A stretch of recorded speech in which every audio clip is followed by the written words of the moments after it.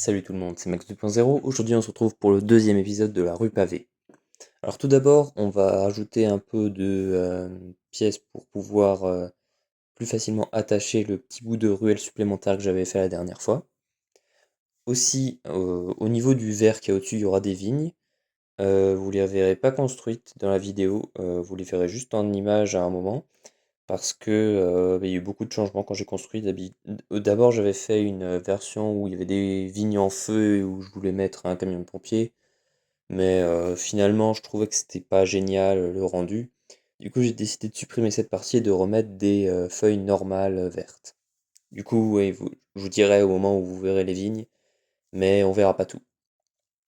Alors, il y aura aussi beaucoup de changements dans la vidéo, parce que là, je pars sur une base, comme vous pouvez le voir, de plaque 32 par 16 plus 8, 24. Donc les toutes vieilles plaques qu'il y avait à l'époque dans les premiers sets Lego. Sauf que en fait j'ai visé beaucoup trop grand quand j'ai fait ça. Mais on verra ça plus tard. Donc là je suis en train de vérifier la hauteur à laquelle je vais placer les rails. Donc ils seront une plate en dessous du niveau du trottoir. Parce que comme ça justement ça donne cet effet de trottoir qui est légèrement surélevé comme on a sur les modulars normaux.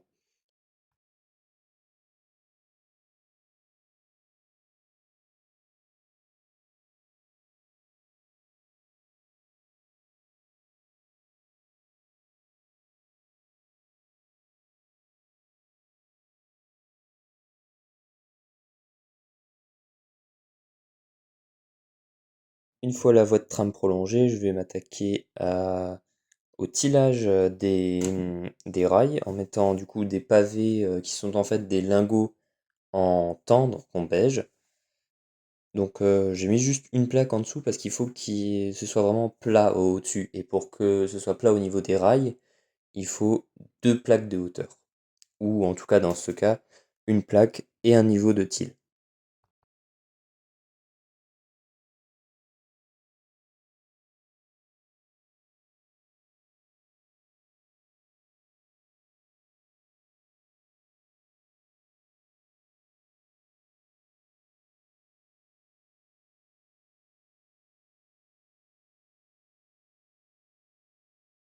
Là je vais m'occuper du fameux souci de place que j'ai.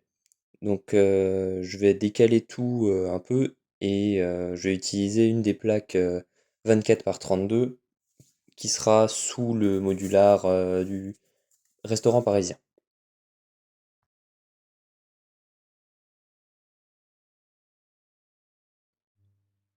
Le seul truc en mettant, c'est que du coup, faut remettre toutes les briques à peu près où elles étaient pour que ça tienne correctement.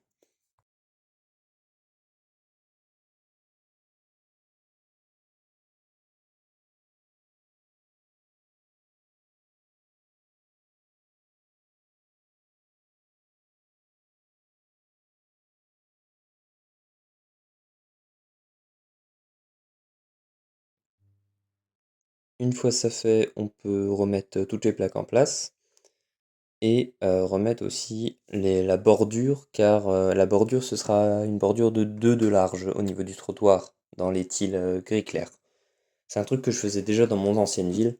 Ça permet d'avoir un rendu plus joli parce qu'on va pas avoir la base plate du modular dessous.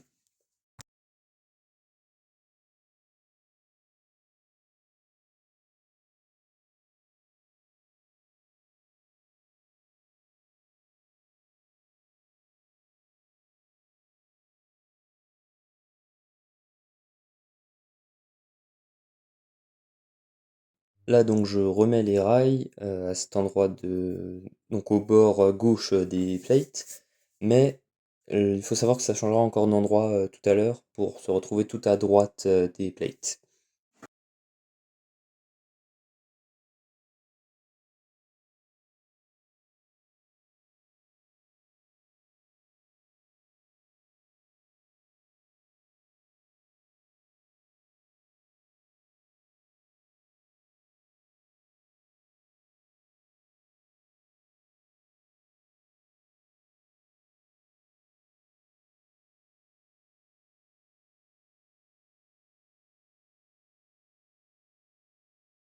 Là justement, je vais décaler les rails pour les mettre tout à droite des plates, parce qu'en fait, ce que je veux faire au bout, c'est mettre... au début, je voulais faire un virage, sauf que même en prenant les plus petits rails qui existent, ça prend trop de place de faire un virage au bout de la voie de tram.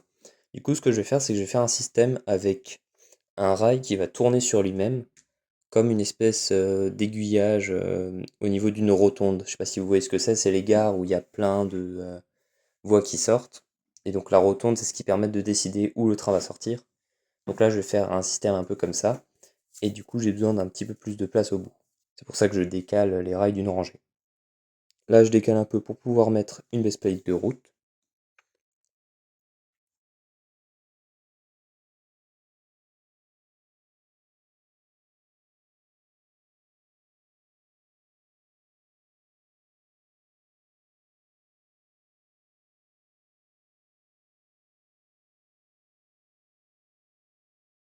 Et là, je vais commencer à construire un petit muret, vu que la rue pavée est légèrement surélevée.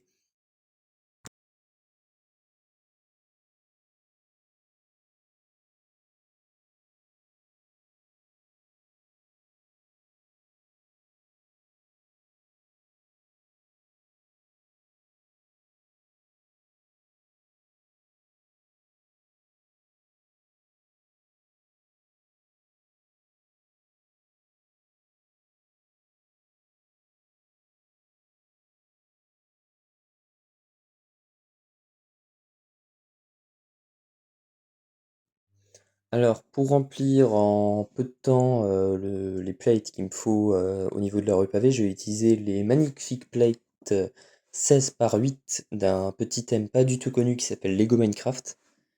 Car comme dans ce jeu tout est cubique, et que du coup dans les Lego aussi, Lego a décidé de réaliser des plaques et non des base plates en 8 par 32, ce qui m'aide beaucoup.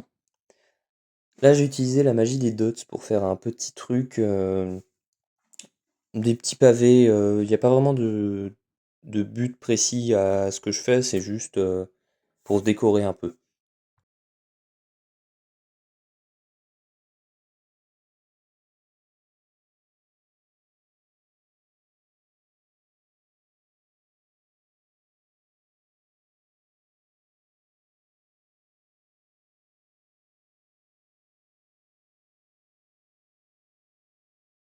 Et une fois les décorations faites, on repart sur le tillage. Mais on va pas mettre de til trop loin non plus, car on va ajouter un peu de verdure dans cette rue, en mettant un petit arbre. Cet arbre, du coup, il sera sur une plate 6 par 6 ronde verte. Des plates dans cette couleur, ça apparaît dans quelques sets, notamment le set Legoland, où il y a les montagnes russes du dragon, ainsi que le set Mighty Bowser de la gamme Lego Mario. On rajoute aussi un peu de verdure avec des petites feuilles autour et des fleurs par-dessus. Puis, enfin, on met l'arbre.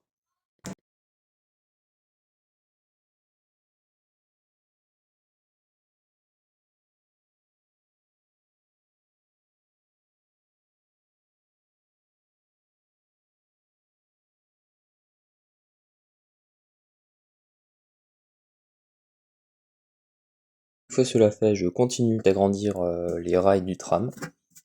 Parce que oui, il va aller jusqu'au bout, il va même un peu dépasser le modular du Palace Cinéma. Il va dépasser il me semble, 2 rails, si je dis pas de bêtises. Un rail qui servira juste à faire comme un petit passage, et un rail qui servira au rail qui va tourner sur lui-même.